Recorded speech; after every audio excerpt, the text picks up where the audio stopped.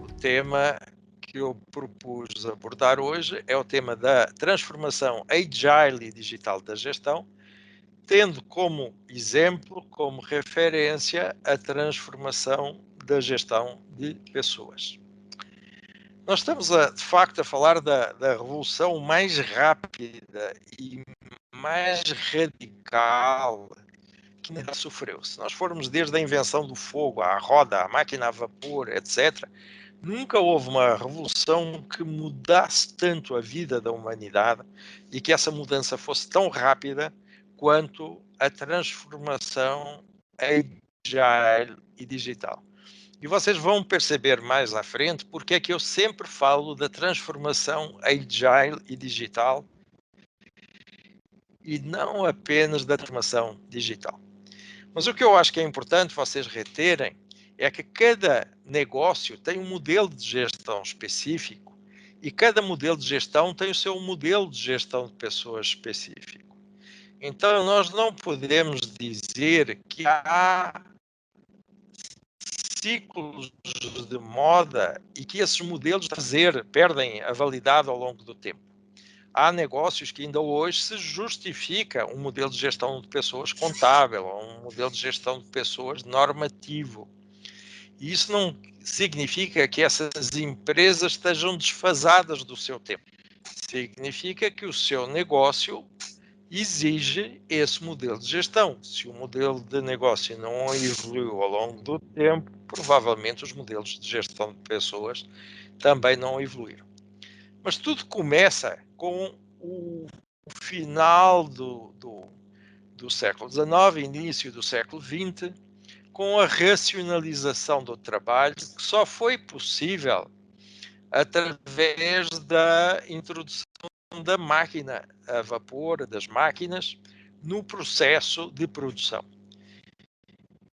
E isso criou empresas de grande dimensão e, consequentemente, uma economia de escala que obrigava à racionalização do trabalho.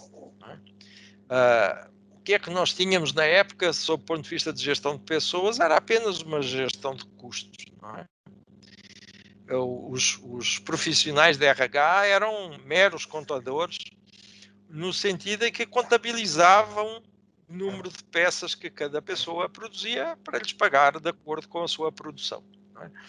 A seleção era uma fila à porta da fábrica e os primeiros que tivessem um aspecto saudável seriam contratados.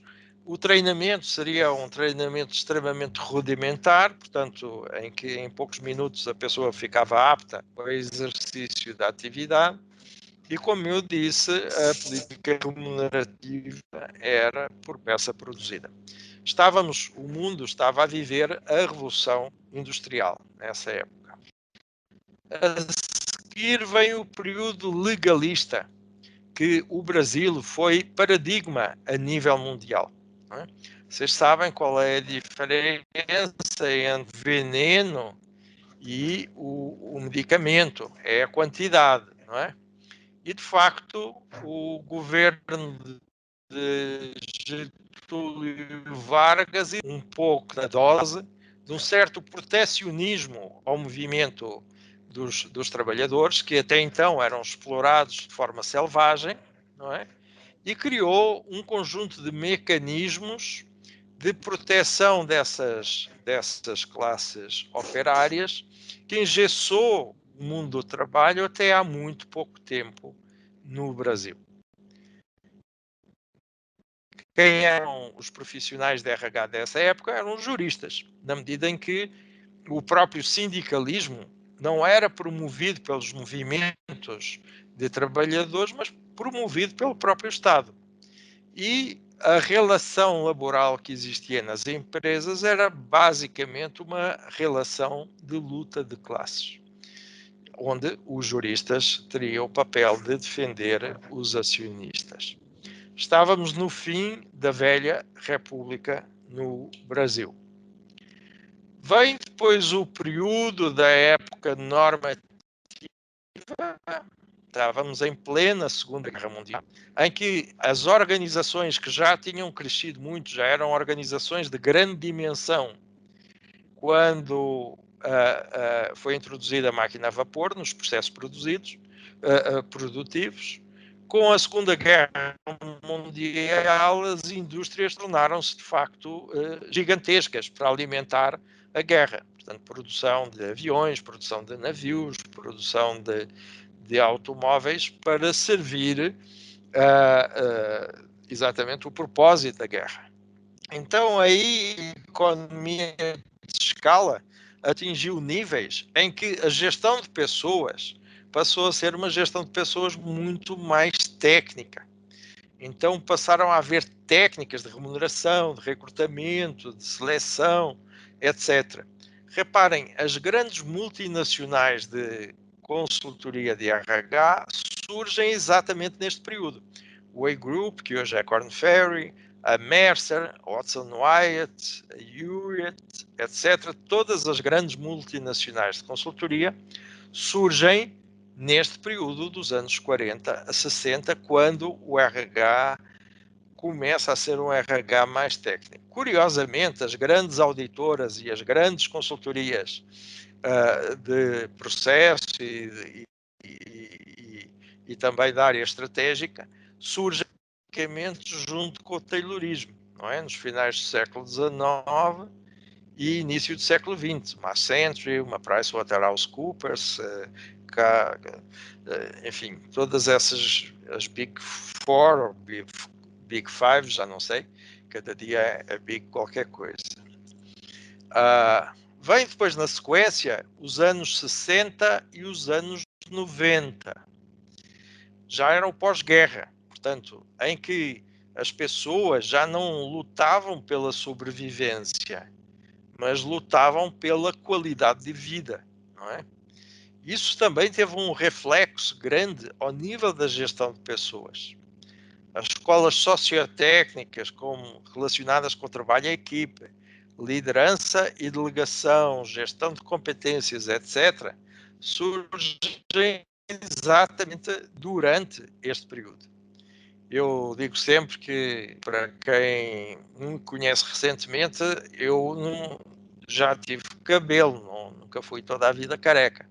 E já tive cabelo como aí a figura dessa imagem, porque na época os jovens usavam cabelo pelos ombros, não é? Então, esse período, as pessoas começam a ser mais valorizadas que os aspectos, que os processos, e desenvolve-se um RH de natureza humanista, com muitas variáveis intangíveis, não é?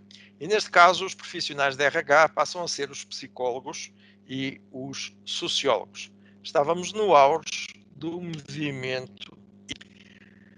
Vem depois, na sequência, a gestão estratégica de pessoas. Isto é importante referir, porque muitas vezes se atribui títulos a modelos de gestão de pessoas que não correspondem aos títulos académicos dessas escolas. Muitas vezes quer-se dizer que é uma gestão mais compromissada com a estratégia, etc. E diz-se que é uma gestão estratégica.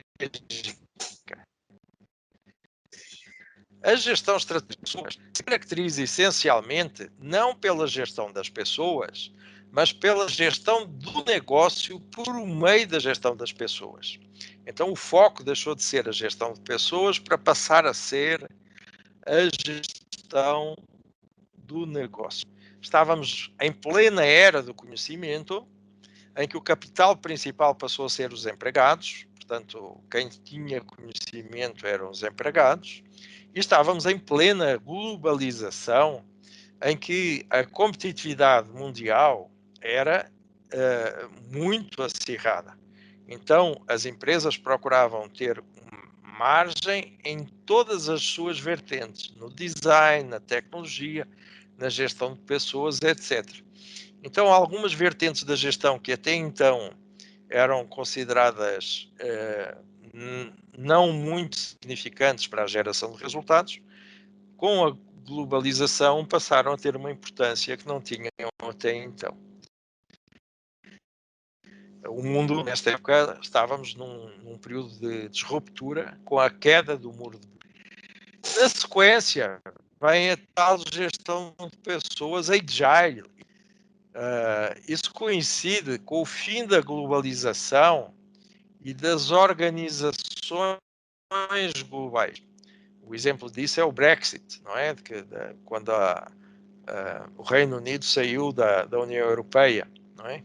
Mas há um movimento internacional, muitas vezes até liderado por extremismos e por radicalismos, que tem esta ideologia do fim da globalização e das organizações globais. Isso, do ponto de vista da gestão, favorece o individualismo, e esse individualismo pode ser ruim de um ponto de vista, mas pode ser positivo do outro, que é o da personalização dos modelos de gestão e dos processos. Estamos em plena época do capitalismo sem capital, não é? Em que qualquer pessoa que tem acesso a um laptop, que hoje o laptop é mais barato que um celular ou que muitos smartphones, não é? E tem capacidade mínima de investimento criar um unicórnio em pouco tempo. Isso naturalmente está associado a esta época da transformação agile e digital. Então, aqueles que conhecem o RH há bastante tempo, sabem que a atitude do RH foi tradicionalmente paternalista dentro das organizações. Eu comparo a divisão destas épocas a atitudes diferentes do RH. O RH, durante o período contábil, legalista e normativo, ele tratava os empregados como se fossem um bebê.